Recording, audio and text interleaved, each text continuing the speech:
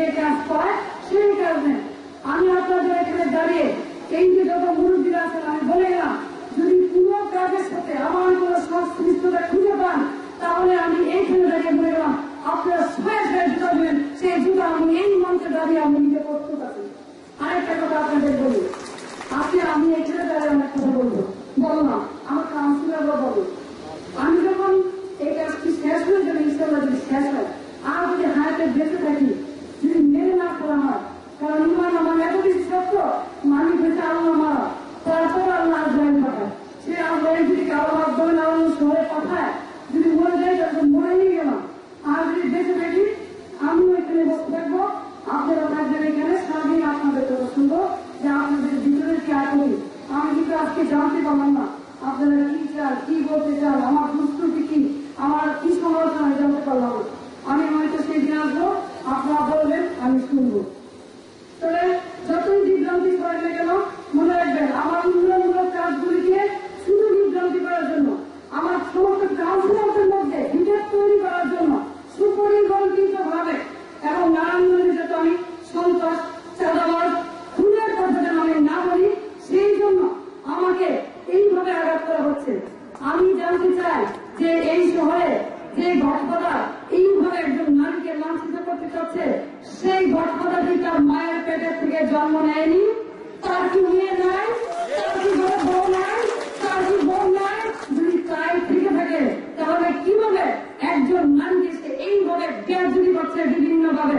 আমার তো মনে হয় না যে মা তাকে জন্ম দিয়েছে সেই মা যদি সামনে থাকতো সেই মা লজ্জায় তার মুখ ঢোকাতো।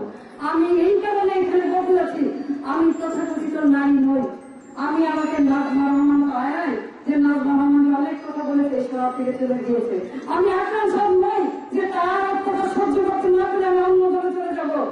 আমি গেসুদ্দিন সাহেব নই যে গেসুদ্দিন সাহেবকে অন্য দলে পাঠিয়ে দেওয়া হয়েছে। কামালউদ্দিন মির্জাকে মারা হয়েছে, মামলা দেওয়া হয়েছে, বাধ্য করেছে দেশ থেকে ত্যাগ করার জন্য। আমি আরাফাত নই, আমি আনাস সাহেব নই যে আমাকে বিভিন্ন ধরনের কথা বলা হবে, আমাকে লড়তে হবে আর আমি ছেড়ে ওই জায়গায় চলে যাবো। আমি আওয়ামী লীগ করবো, আওয়ামী লীগে থাকবো, আওয়ামী লীগের থেকে আমি চাঁদাবাজের বিরুদ্ধে বলবো, সন্ত্রাসের বিরুদ্ধে বলবো। ওই আজমির ওসমান যে এত অল্প বয়সে 18 খুন করেছে সেই খুনের বর্ণনা আমি অবশ্যই দিব।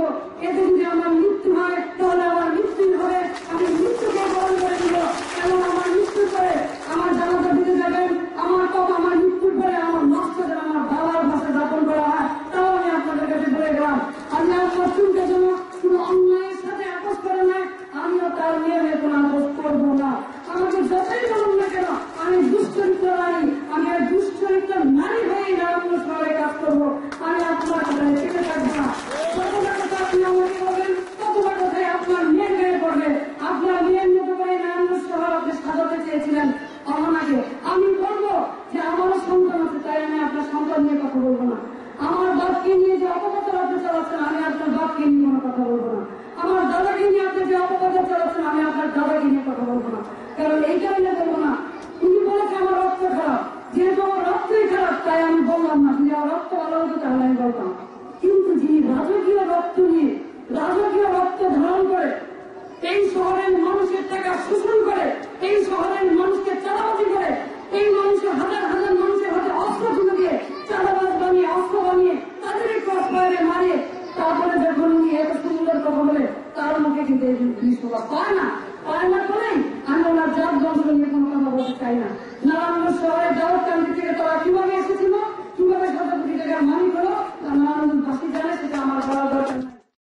এদিকে দলের নেতাকর্মীদের নিয়ে একসঙ্গে কাজ করার কথা জানিয়েছেন নারায়ণগঞ্জ সিটি নির্বাচনে আওয়ামী লীগ মনোনীত প্রার্থী ও বর্তমান মেয়র ডাক্তার সেলিনা হায়াত আইভী। এ সময় তিনি বলেন দলের প্রতি আনুগত্য থাকলে শামীম ওসমানও নৌকার পক্ষে কাজ করবেন।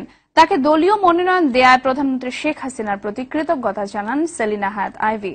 পরে মহানগর আওয়ামী লীগের সভাপতি এবং মেয়র পদে মনোনয়ন প্রত্যাশী আনোয়ার হোসেনের বাসায় যান আইভী। এদিকে দলীয় মনোনয়ন পাওয়ায় সর্বস্তরের নেতাকর্মী ও এলাকাবাসী অভিনন্দন জানান।